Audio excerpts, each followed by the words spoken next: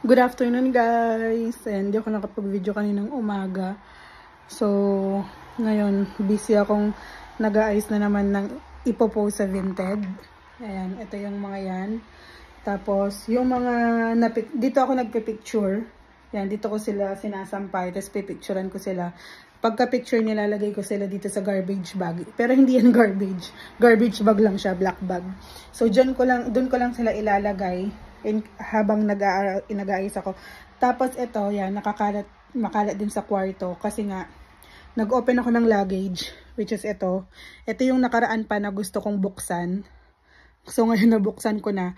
So yun yung mga laman niya, mga damit nga. Tapos itong mga dress na to, tsaka itong UGG na boots. Ayan, never kong nasuot ito kasi dito sa lugar namin sa UK, sa England, hindi talaga nag-snow, kaya hindi ko talaga siya masusuot.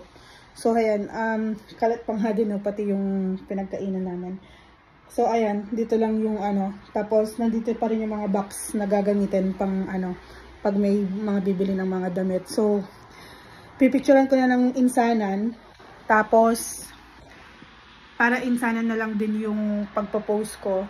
Pagka picture, ilalagay sa bag, tatapusin ko muna lahat, and then kapag tapos na, nailigpit ko na, ilagay ko na lahat dito sa bag, tsaka ko na lang tsaka ko ipopost sa Vinted para mabilis ang trabaho. Kasi ngayon, sobrang kalat talaga, sobrang dami. Kailangan kong magbawas talaga ng mga damit, guys, kasi sobrang dami naming damit. Tignan niyo to, oh. Etong dalawang to, yan talaga ang mga ginagamit talaga namin. Yung mga iba dito, tinago ko, mga ginamit kong pang office. So, ayan, diyan ko sila itinago kasi this time wala akong work. Nag-resign ako dun sa previous work ko. So, naghihintay ako ng bago kong sponsorship. So, ito yung ngayon na ginagawa ko, pinagkakaabalahan ko. Talagang nagka-clutter talaga ako ng mga gamit. Yung mga kailangan i-dispose talaga. Kung kailangan ibenta, kung kailangan i-donate, i-donate na lang. Kasi talagang kailangan namin magbawas ng gamit, guys. Kasi ang laki ng bahay, 1 bedroom to, guys.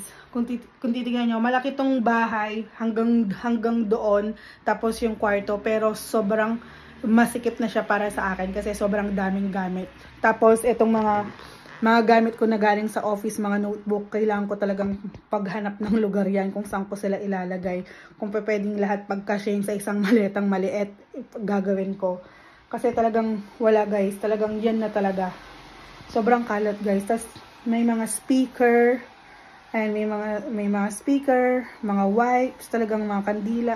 Talagang sobrang sobrang kalat na talaga, guys. Kaya kailangan ko talagang magligpit ngayon. So, ayan. Anyway, kung hindi ko matapos, at least, makapagbawas man lang. And then, tuloy ulit bukas. So, update ko na lang kayo mamaya, guys. So, guys, update ko lang. Ito na yung second garbage bag. So, yung unang bag, nasa loob. Tapos, yung pangalawa, ito na yung pangalawa. Pero, meron pa dito na mga hindi pa napopost. Tapos, may naka-ready. Napipicturean ko ito. Turtleneck na long sleeves. So, yun, guys. Nandito yung upuan kasi kinuha ko tong mga bag na to. Andun kasi sila sa taas. So, kinuha ko. Hindi ko abot kaya ginamit ko tong upuan.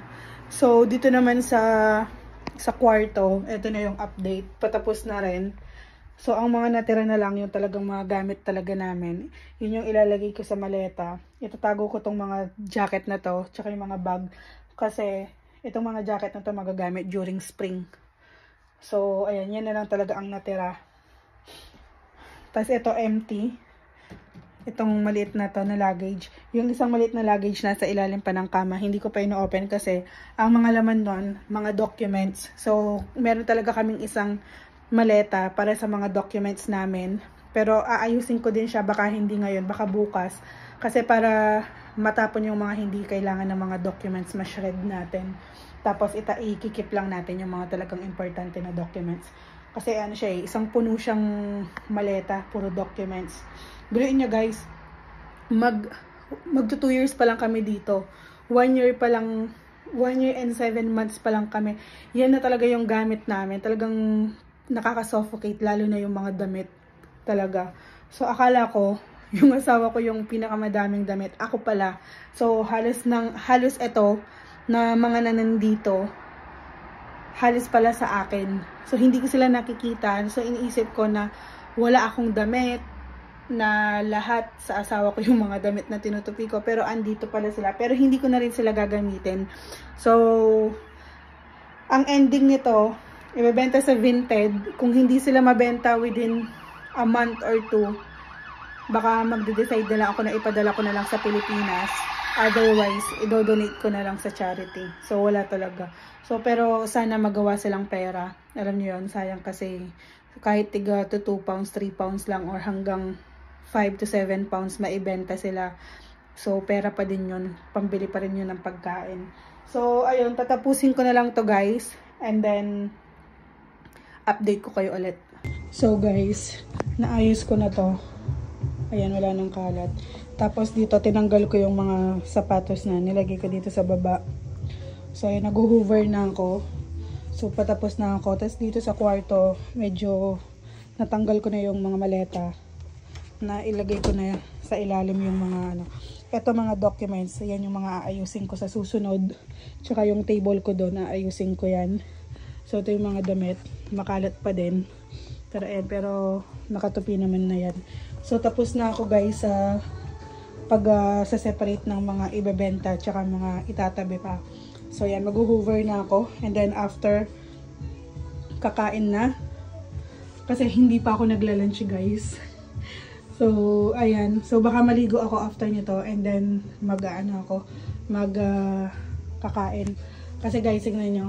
Magsi 6 o'clock na. Yan na yung oras dito sa UK. So, hindi pa ako kumakain. Ang last kain ko kanina pang 10:30.